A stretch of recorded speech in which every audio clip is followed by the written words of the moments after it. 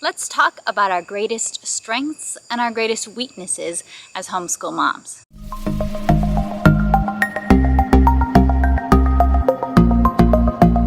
Hello, this is Rachel from 7 and All, and today I'm going to be sharing what I see as some of my greatest strengths and my greatest weaknesses in my current season as a homeschool mom of 2 young children. And the reason that I'm bringing this topic up today is because I think it's so important for us to identify and be aware of our natural strengths and weaknesses as we plan for our homeschools, so that we can plan for these strengths and weaknesses. We can plan to lean into our strengths, lean into our areas of strength, and when we notice our areas of weakness, we can plan for those. We can critically assess whether and how much we want to challenge ourselves to grow in these areas, and we need to plan for how we can support ourselves in these areas so that we can grow. So for this video, I actually have 2 good friends here on YouTube collabing with me, because I thought this was a great idea for a collab, because each one of us is going to have totally different strengths and weaknesses. No 2 homeschool moms are wired exactly the same. That's part of why homeschool looks so different in every family. So after you watch my video, definitely go and check out their videos and get to know them more, but also see kind of how they shape their homeschools based on their natural abilities. And my first collab partner is Brittany Olga. You may be already familiar with her channel, but she is such an awesome lady, and she has a channel that's following her homeschool journey with her 3 daughters. It's really cool to watch. She has so much sincerity in all of her videos. You can hear about all the ups and downs of their journey. It's a fun channel to watch.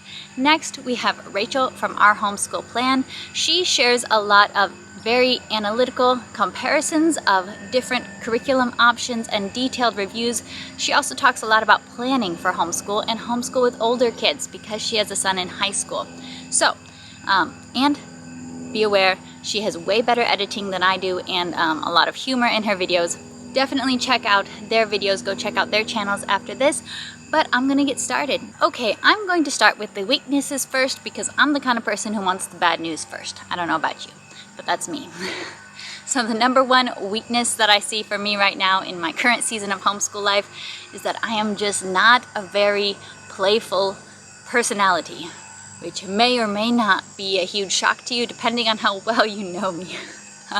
My husband is a naturally playful person, and that's part of how well I know that I am not.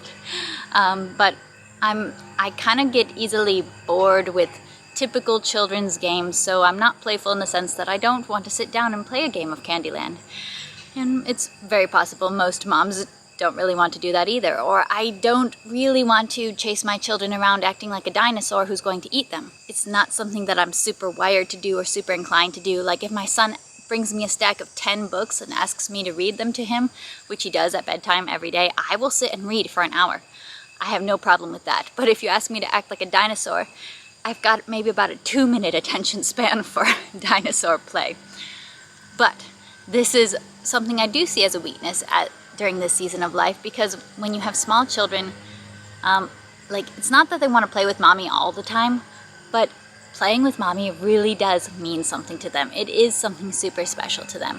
So for me, being willing to just be bored by playing a little kid's game, being willing to act like a monster, act like a dinosaur, or play whatever silly game that means a lot to them right now, that is something I do want to do. That is something I do see as valuable and worth investing my time into, even if I have to challenge myself to be bored. And if you've watched some of my other videos, you know that I don't handle boredom well. Have a somewhat dramatic reaction to being bored.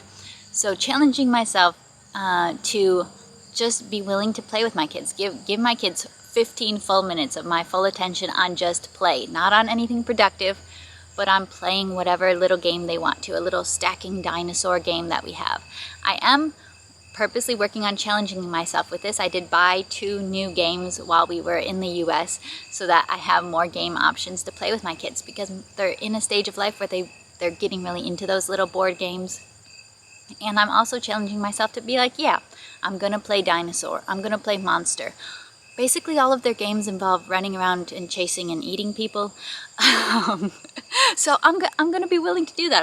I'm not going to judge it. There is so much that can be learned from play. I believe it. I support it. I'm just not. I'm more naturally the person who wants to curl up in a corner with a book in my free time. But I can go out and I can throw the ball and I can do these things. And it's important for me to get out of just what I think is fun and to do what my kids think is fun too. The second big weakness I want to bring up is that my Spanish is not very good. I don't speak Spanish well. Now, for many homeschool moms, not speaking Spanish wouldn't really be a weakness at all, even if you were trying to teach Spanish as a foreign language, because there's many curriculums that can kind of come alongside you.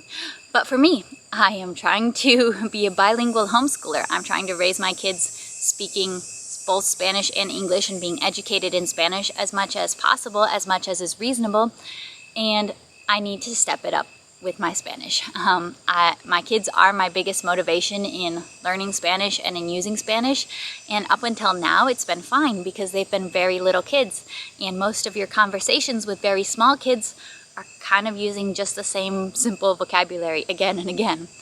But my sons are growing, they're getting older, they're capable of more complex conversations now. They're capable of conversations now that I have to have in English because I don't have the words or the grammar or the stamina for speaking Spanish at that higher level of complexity. So I need to step it up a notch for me to be able to continue to be a good influence and part of them speaking Spanish. My husband, of course, speaks Spanish fluently. He speaks Spanish most of the time with the kids, but I'm the one who's home all day with them.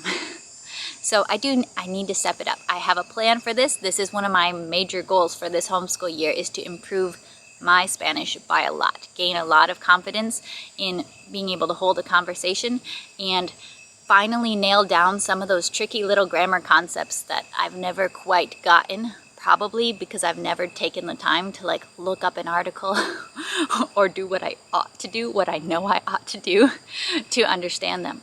So I'm gonna look up those grammar articles and figure out, okay, how do these little reflexive particles, reflexive pronouns work?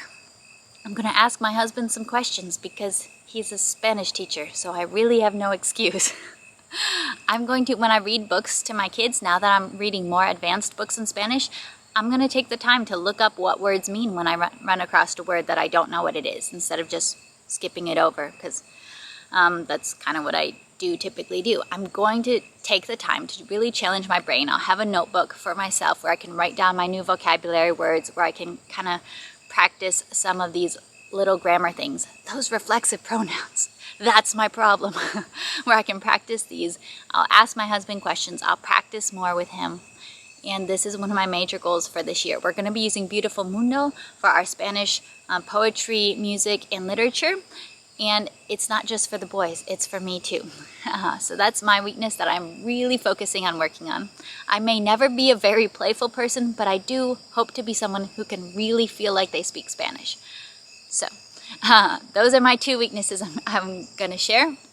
Now let's move on to my greatest strengths and how those influence the way I homeschool. Number one, what I would consider one of my greatest strengths as a homeschool mom, I bet you would never guess it having listened to me talk all these hours, is that I am very confident as a homeschool parent. I have a great deal of confidence. Now, probably part of this is my natural temperament, and part of it also just comes from experience. That's how most of us gain confidence, right? So I'm probably unusually confident as a homeschooler for a parent of a 4-year-old. This is because I grew up homeschooled, and I've been involved with my family's homeschool for my entire life. I have always been in some form, teaching in the homeschool to my younger siblings. I've seen my mom do it for so many years. I also have teacher experience. I used to be a classroom teacher when I lived in China, and I have taught one-on-one classes for the past about 7-8 years as well. And I've always had just some ongoing students who are struggling in school, and I come in and I teach them, and I have no lack of experience with teaching, no lack of experience with homeschool, and that does give me a great deal of confidence and peace. I trust the process. Confidence helps me to trust the process. I don't get overwhelmed or worried when I teach something and my kid does not understand it. I don't get overwhelmed when something that he did used to understand, now suddenly it seems like he's totally forgotten. That doesn't bother me or worry me at all because I've seen it before. This is part of how kids learn. It's normal. Confidence also helps me in implementing curriculum because I don't really feel like I need to do a lot of planning in advance and preparing everything. I know that I can adapt the curriculum to fit my needs and my situation, and I'm constantly adapting because I mostly use North American-based curriculum, and I don't live in North America, so I don't have a lot of the supplies that they think, the curriculum writers think, are easy to get. I don't have seasons.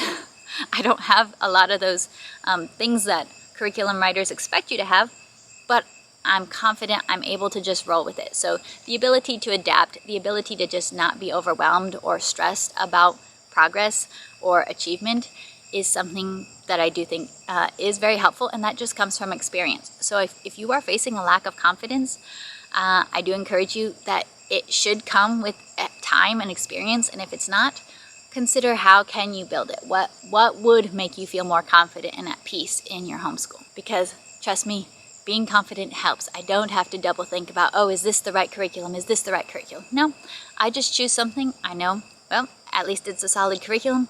I can make it work. My other greatest strength as a homeschool mom, I would say, is that I'm naturally a high energy person. And I bet you could never have guessed that as well. I'm not high energy in the sense that I'm super bubbly and bouncing off the walls, but I've just never been a person who's like taking naps or not like getting exhausted after doing, the normal work of the day. And I do know that different people naturally have different levels of energy. My husband kind of wishes I had less natural energy because I'm always jumping out of bed at 5 in the morning, happy and ready to start the day. But having homeschool takes energy. Parenting in general, parenting small children in general, takes a lot of energy. My baby didn't sleep through the night for the first 21 months of his life. So it takes some energy, and having just natural, pretty high levels of energy does help a lot with getting the work done of the day. It helps me with not feeling overwhelmed with, okay, doing preschool with this one, okay, doing whatever activities with this one, and doing my housework and tutoring and all that. It does help, and it's important to know that not everybody has equal levels of energy, so not everybody can plan for the same amount of work in a day. So planning for your own levels of energy does help, and for me, knowing that in general my energy levels are pretty high, so I can plan a lot. When I was pregnant, those energy levels did go down by quite a lot. So there's also different seasons, but when I'm feeling well, my energy levels are high, so I can plan to get a lot done in a day, and I don't feel exhausted or tired by the end of it. And finally, what I would say I find to be a great strength in the homeschool lifestyle is that I just really enjoy homeschool. When you love what you do, the old cliche, when you love what you do, you never work a day in your life. And that's pretty much how I feel. There's a lot of good reasons to homeschool. There's a lot of well thought out reasons that people use to justify homeschooling and explain why they homeschool. For me, a big part of it is just how much fun I am having every day. How exciting it is to get to spend my days with my boys, and to know that many people don't get an opportunity like this, and I'm really grateful for it. So waking up to homeschool every day with just gratitude and joy and excitement for how ridiculously fun it is, for both to be with my boys, to get to spend time with my sisters too. Deeply, that deep value that I have for homeschool, the deep love and just sheer excitement, it's not something I put on. It's deep inside me, and I do think that really helps to make homeschool super fun for me. Now, I invite you to consider your strengths and your weaknesses and how they shape and influence your homeschool. Consider those weaknesses and think, how could you challenge yourself to grow? Where would you like to grow, or where are you fairly comfortable with being who you are? Maybe a not so playful person, but to still know I'm gonna challenge myself to get outside my comfort zone. Or maybe those weaknesses where you really do want to make big changes. Like, I really want to learn to speak Spanish, and I'm gonna have to put some work into it. So if you're willing, feel free to share some strengths and weaknesses and how they shape your homeschool in the comments below. And don't forget to check out Brittany's video and Rachel's video. I'm excited to see them too. All right, I'll be seeing you next time. Bye.